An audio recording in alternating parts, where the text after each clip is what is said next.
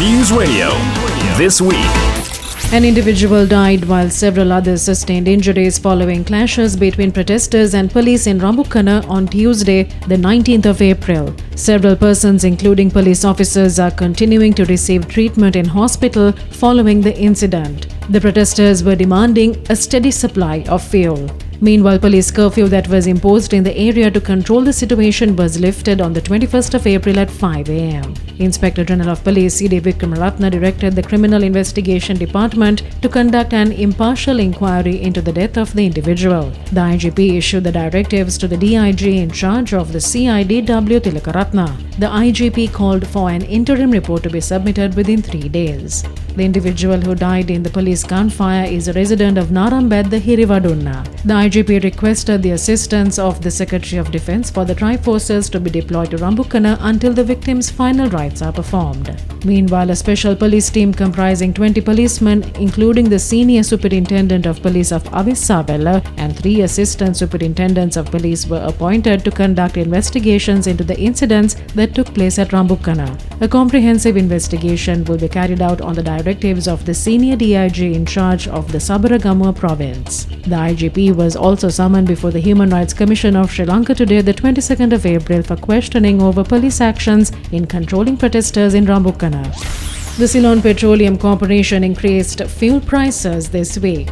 Accordingly, a litre of 92-octane increased by 80 rupees to 338 rupees, while a litre of 95-octane increased by 90 rupees to 373 rupees. A litre of super diesel increased by 75 rupees to 329 rupees, while a litre of auto diesel increased by 113 rupees to 289 rupees. Bus fares were also increased by 35% in line with the fuel price revision. The minimum bus fare was increased to 27 rupees from 20 rupees. Furthermore, Prima decided to increase the price of a kilogram of wheat flour by 40 rupees. With this decision, bakery owners decided to increase the price of a 450-gram loaf of bread by 30 rupees to 140 rupees. All other bakery products are expected to increase by at least 10 rupees. The All Island Container Transport Owners Association also decided to increase freight container transportation rates by 65%.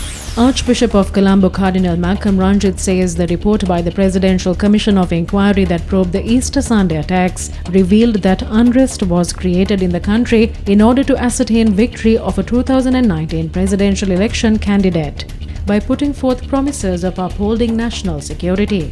The Cardinal said creating conflicts between ethnicities was also part of the ploy. Cardinal Ranjith, speaking at a service at the St. Anthony's Shrine in Kochikade to commemorate the lives of the victims as the country marked the 3rd year anniversary since the Easter attack, said the summary of the report is that the 2019 presidential election was focused on national security, while unrest was created and fear instilled in citizens, with people pitted against each other.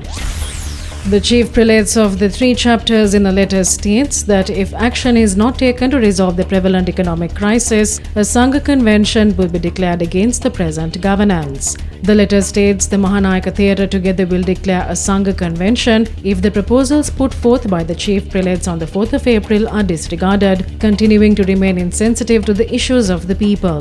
The letter said all members of Parliament, including the head of state, are responsible for the crisis the citizens are facing and claim them to be irresponsible as the public remains in queues day and night to meet their needs. The letter has been directed to the President, the Prime Minister, the Leader of the Opposition and all leaders of political parties representing Parliament. The Samagi Jana Balavagia handed over the draft of a new constitutional amendment to the Speaker of Parliament today. Leader of the Opposition, Sajith Premadasa, handed over the draft to the SJB General Secretary Ranjith Madhuma Bandara, who handed it over to the Speaker. The proposal includes a number of democratic features, including the abolition of the executive presidency, devolution of power to the executive, legislature and judiciary based on a system of checks and balances, repealing the 20th Amendment to the Constitution, establishing independent commissions, and the establishment of a National Security Council.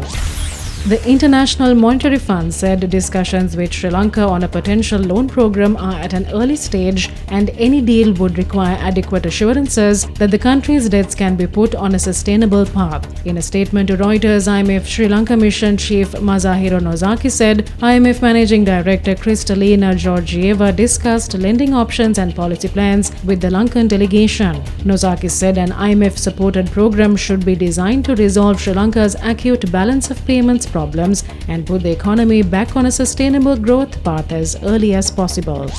A proposal to continue governance under the leadership of Prime Minister Mahinda Rajapaksa has been unanimously passed during the government parliamentary group meeting. Parliamentarian Sahan Pradeep proposed during the meeting that Premier Rajapaksa's leadership was needed for the government to face the current economic crisis.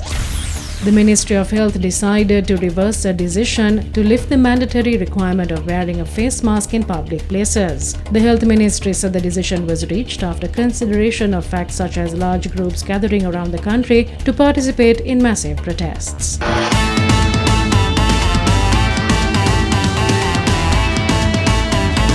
News Radio This Week.